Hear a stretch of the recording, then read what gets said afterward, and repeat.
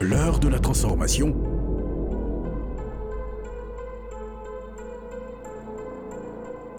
Une émission de l'Hôtel du Dieu Vivant. Avec le sacrificateur Bongé Kessé. Bonne écoute. Frère, si beaucoup de nous sommes en retard aujourd'hui, c'est pas parce que Dieu ne nous a pas exaucés, mais la colère qui t'habite a exposé toutes les bénédictions que Dieu t'a données et Satan t'a appauvri. Si tu peux te repentir, si tu peux abandonner la colère, si tu peux prendre une décision pour veiller sur ton cœur, pour ne plus rentrer dedans, tu verras le changement que Dieu va faire dans ta vie au nom de Jésus. Donc la colère donne accès au diable. Ephésiens 4, versets 26 à 27. Et il faut marquer ça, on va continuer. On en a déjà parlé. La colère donne accès au diable. La colère est un signe de l'esprit de sorcellerie dans ta vie. Trois esprits travaillent à cela. L'esprit humain, le serpent ou bien tout s'applique, le dragon. Il y a des gens qui piquent de colère comme des chiens. Quand ils commencent à... Tant que ça ne les a pas relâchés, si ça va leur prendre 1 heure du temps, ils sont dedans. Rappelez-moi, si tu te mets en colère, 1, ne pêche pas. 2, que le soleil ne se couche pas. Est-ce que tu n'es pas tombé dedans? Quand tu te mets en colère, est-ce que tu ne pêches pas? Est-ce que le soleil ne se couche pas? Et puis tu penses que tu vas aller au ciel? Et tu penses que tu es sauvé? Et tu penses que tu es un serviteur de Dieu? Tu es un servant de Dieu? Oui, tu peux servir Dieu, mais ton âme va à l'enfer.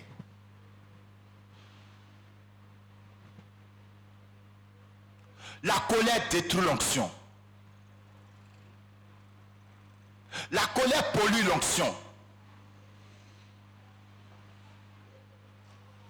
Si vous voulez garder votre onction pure, tu es intercesseur, tu es prophète, tu es chantre, tu es pasteur, tu as le don de guérison. En tout cas, tu as un don spirituel. Tu as une activité spirituelle. Si tu veux garder l'onction pure, enlève la colère de ton cœur. Sinon, tout ce que tu fais, la gloire revient au diable. Je vous répète, chers frères, toutes les prières que vous faites, toutes les adorations que vous faites, alors que vous êtes en colère, alors que vous êtes fâché contre quelqu'un, c'est une adoration au diable. Tu viens à l'église alors que tu sais que dans ton cœur là, c'est pas ça avec ta femme, c'est pas ça avec ton mari, c'est pas ça avec le frère, c'est pas ça avec le pasteur. Toi-même pasteur là, tu en veux à quelqu'un, ton cœur n'est pas en soi. Tout ce que tu fais, tu prêches, tu chantes, tu pries pour les gens, la gloire de ça là, ça va sur le diable. Ne voyez-vous pas que c'est tellement malheureux pour nous? Pensant qu'on est en train de servir Dieu, alors que notre cœur étant impur, notre cœur étant souillé, notre cœur étant sale, ce que nous faisons va sur le diable. Repentez-vous. L'esprit de sorcellerie ne peut pas te lasser si la colère t'habite. C'est pas possible. Je vais plus loin. Si toi tu es trop attaché à la colère, tu es dans la sorcellerie. Je répète, si la colère, tu ne peux pas faire 1 jour, 2 jours, 3 jours, tu ne peux pas faire une semaine sans colère, tu es dans la sorcellerie. Ton âme est dans la sorcellerie. Tu es un serviteur de Belzébul. La colère souille l'homme. 1 Timothée 2:8. Je veux donc que les hommes prient en tout lieu, en élevant des mains pures, sans colère ni mauvaise pensée. Sans colère ni mauvaise pensée. La colère te souille. La colère te souille. Combien de fois as-tu adoré Dieu dans un état de colère? Combien de fois, quand tu gardes la colère en toi, et puis tu marches avec quelqu'un, alors que tu es en colère contre la personne, tu es un hypocrite. Chers enfants, si ça ne va pas, asseyez-vous, réglez les choses. Libérez vos cœurs. Libérez vos cœurs. L'autel que vous avez bâti en vous, qui a fait de vous des sorciers, vous devez briser cet autel. Beaucoup de maisons aujourd'hui, il y a des autels de sorcellerie qui ont fini par s'ériger là-bas. Parce que monsieur, madame, les tensions, il n'y a pas de paix. Et on prend ça, on vient à l'église. On chante, on loue, on prêche avec, dans la souillure. C'est un service impur. Dis à ton voisin, quand tu adores Dieu, alors que la colère en toi, tu rends un service impur. Ce service est désagréable à Dieu.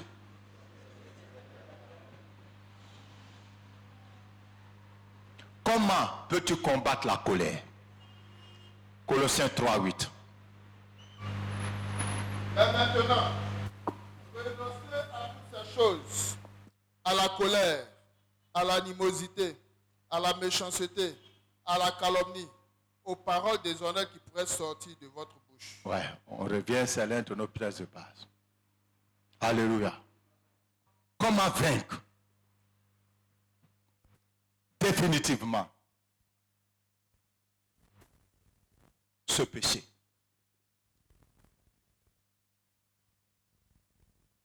Tu ne peux pas tuer un arbre en coupant ses branches. Tu tues un arbre, tu détruis un arbre en faisant quoi? En le déracinant. Si tu veux vaincre la colère, identifie les racines de la colère qui sont en toi. Cherche à savoir pourquoi la colère m'habite tant. D'où vient cette colère?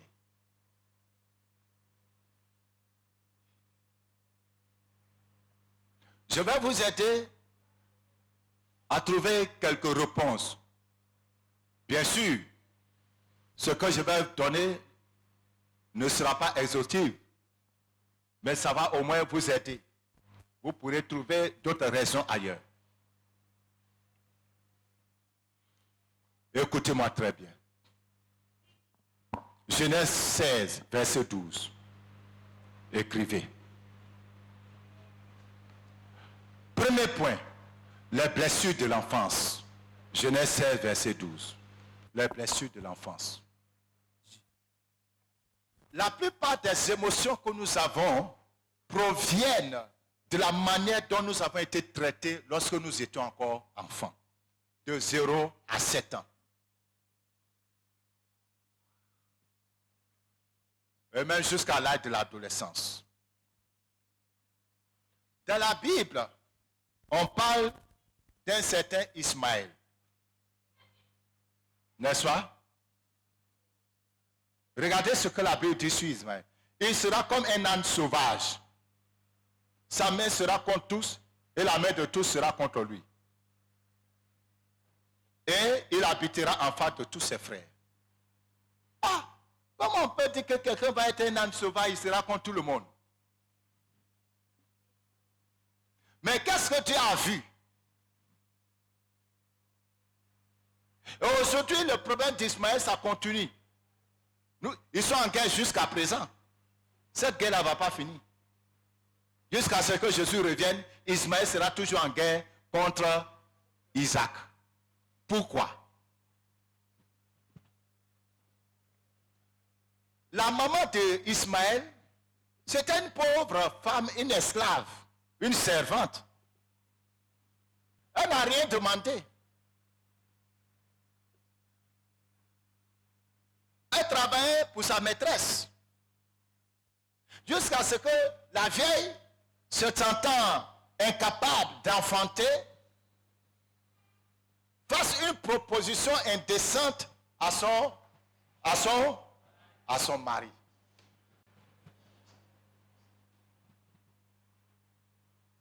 Chérie, vraiment, on devient vieux. Dieu a dit qu'il va nous donner un enfant, mais on est devenu vieux. Peut-être que la promesse de Dieu, là, peut-être c'est à travers quelqu'un, notre servante, là, que la promesse va se réaliser.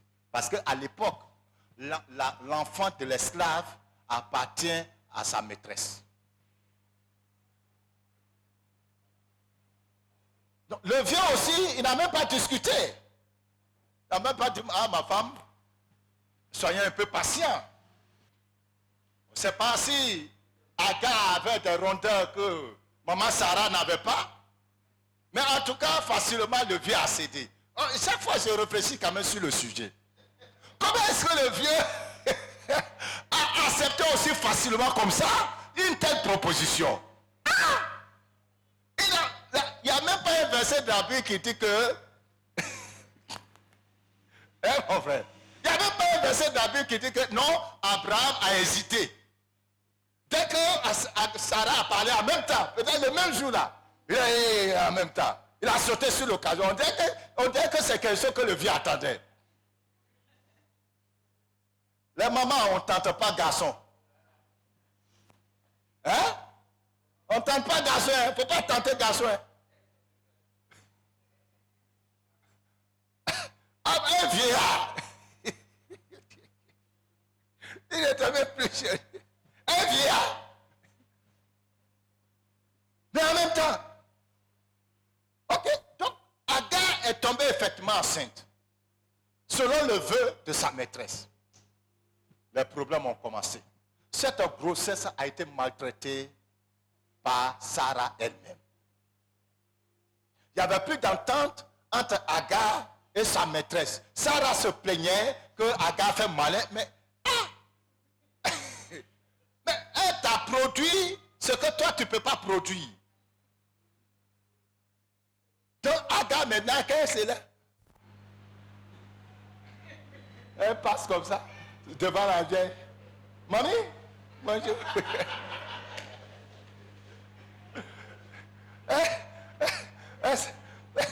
Elle demande au vieux, matin je vais manger ceci. Amélie, je vais manger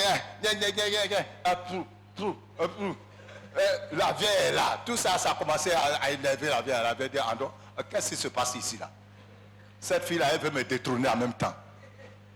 Donc, la grossesse même a commencé à être maltraitée. Vous vous rappelez que Sarah a dû déjà fuir de la maison une première fois avec cette grossesse. Et Dieu lui a dit de retourner.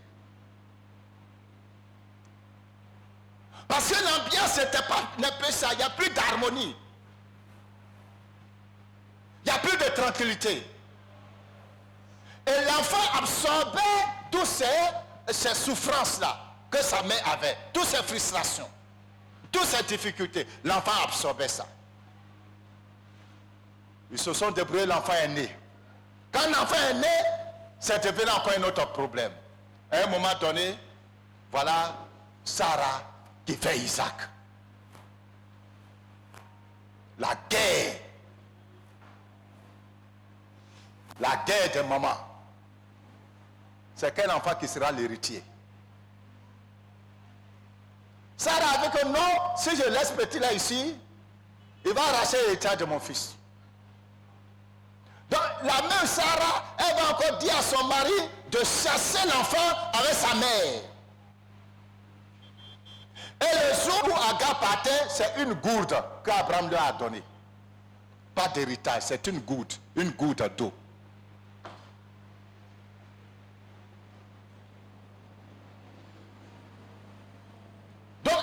Ismaël est sorti de la maison de son père avec une gourde d'eau. Pour aller où? Dans le désert. Vous voulez que cet enfant devienne quoi? Du jour au lendemain, sa vie a chamboulé. Quelqu'un qui était le fils du roi, le fils du prince, le fils du chef, le fils de l'homme le plus respecté, il est devenu un vagabond dans le désert avec sa mère. Sans rien. L'eau qu'ils avaient, l'eau est finie. Vous voulez que l'enfant là devienne quoi? L'amertume.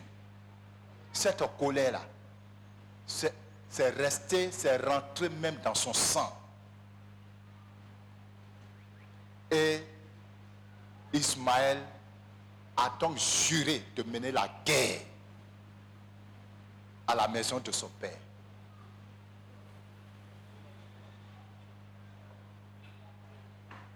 Et cette souffrance-là, il a communiqué ça à ses enfants. Et jusqu'au jour d'aujourd'hui, ça est dans leur sang. Donc, les blessures de l'enfance, donc des blessures émotionnelles, sont une source de colère.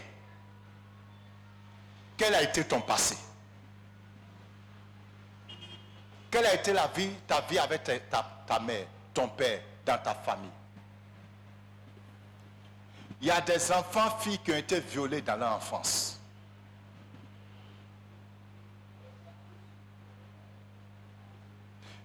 Une petite fille qui a été violée, elle va grandir avec quoi? L'amertume dans son cœur. Vous comprenez? Cette amertume va se transformer en colère.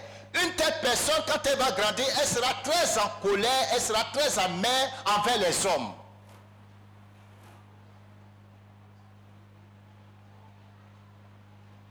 Elle sera très dure envers les hommes.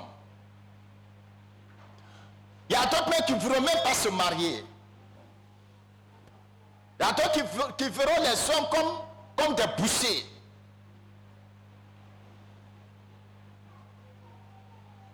Elle va grandir avec la vengeance.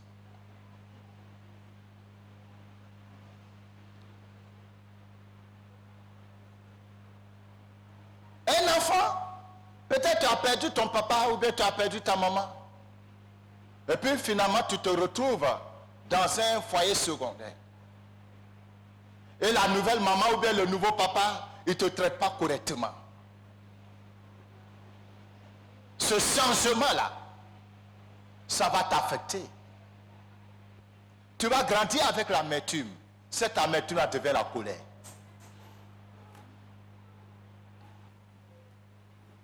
Un enfant qui est dans la maison, tout ce qui est mauvais, on met sur lui. Tout ce qui est bon, on met sur l'autre. Tout ce qui fait qui est bon, on ne peut jamais le féliciter. Mais c'est tout ce qui est mauvais. C'est sur ça on tape. On ne l'a jamais encouragé. On ne l'a jamais félicité. Un tel enfant, quand il grandit avec la frustration et la colère. Il faut chercher les racines de la colère qui sont en toi. Si tu ne trouves pas les racines, tu ne seras pas guéri. Comment tu as été traité depuis le ventre de ta mère jusqu'à ton adolescence? Quelle a été ta vie?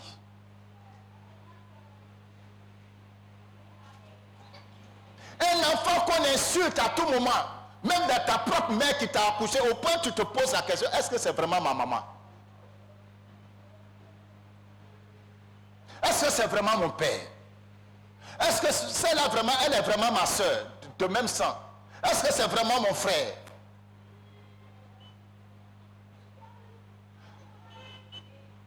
Ça va envoyer la colère. Et tu vas grandir avec ça. Ce sont des blessures qui sont là. Et ça modifie ta vie.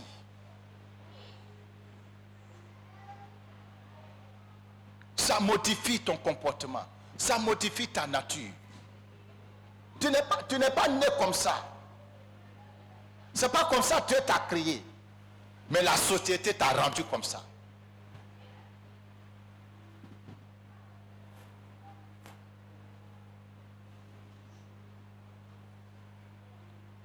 C'est ça le problème d'Ismaël. Aujourd'hui, on se plaint des Arabes. Mais Abraham est la cause. Agar a été rejeté. Le rejet dans l'enfance. C'est pour cela, chers parents, veillez sur la vie des petits-enfants que vous avez.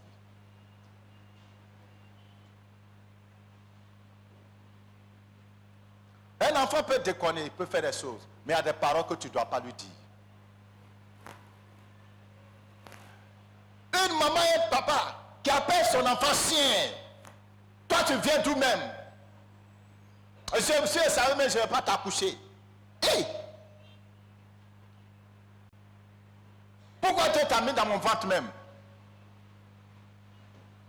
Mais tu es en train de détruire l'enfant. C'est le rejet. Ça, c'est le rejet. Ce n'est pas une éducation.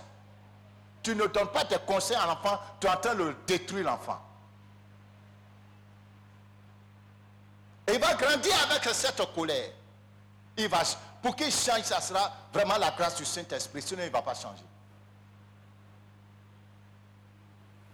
Toi qui es là aujourd'hui, tu as 40 ans, tu as 50 ans, tu as 60 ans, tu as 30 ans, 20 ans, mais tu vois que la colère est dans ta vie. Tu ne sais pas comment t'en débarrasser, retourne dans ton passé. Deuxième source de colère, l'héritage des pères. On en a déjà parlé, en parlant du cas d'Ismaël. Les Arabes aujourd'hui que nous voyons, c'est marqué dans leur sang qu'ils ont été privés de leur héritage. Écoutez-moi très bien. Mais c'est une guerre qui existe depuis la maison du père qui continue. Les deux enfants continuent de se battre sur l'héritage du père. Ça est dans leur sang. Donc certains d'entre vous, la colère qui vous habite, c'est une colère qui a habité dans votre ancêtre. Peut-être que ça n'a pas habité dans ton papa, mais ça a habité dans ton grand-père. Donc c'est une colère générationnelle ou transgénérationnelle. Ça vient de loin, d'une injustice dont un de tes parents a été victime. Et ça a tellement marqué sa vie que c'est rentré dans le sang. C'est rentré dans l'ADN. Alléluia. Donc c'est un héritage. Et si c'est un héritage, c'est que c'est devenu un esprit finalement. Qui est collé à ton âme. Parce que le sang, c'est l'âme. Caïn a fait son offrande. Abel a fait son offrande. Dieu a accepté pour un, il a rejeté pour l'autre. Caïn a été frustré.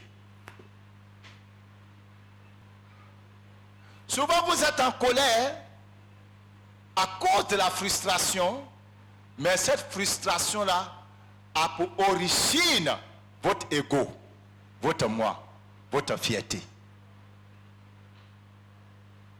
Donc ton ego, ton moi, ta fierté peut te propulser dans un état de colère. Juste par rapport à une situation où tu te sens frustré. Non pas parce qu'on a été injuste avec toi. Dieu n'a pas été injuste avec Caïn. Mais Caïn n'a pas apprécié que quelqu'un qui est plus petit que lui, qu'on le félicite. Ça c'est quoi? C'est pas l'orgueil? L'orgueil. L'orgueil nous met dans la colère.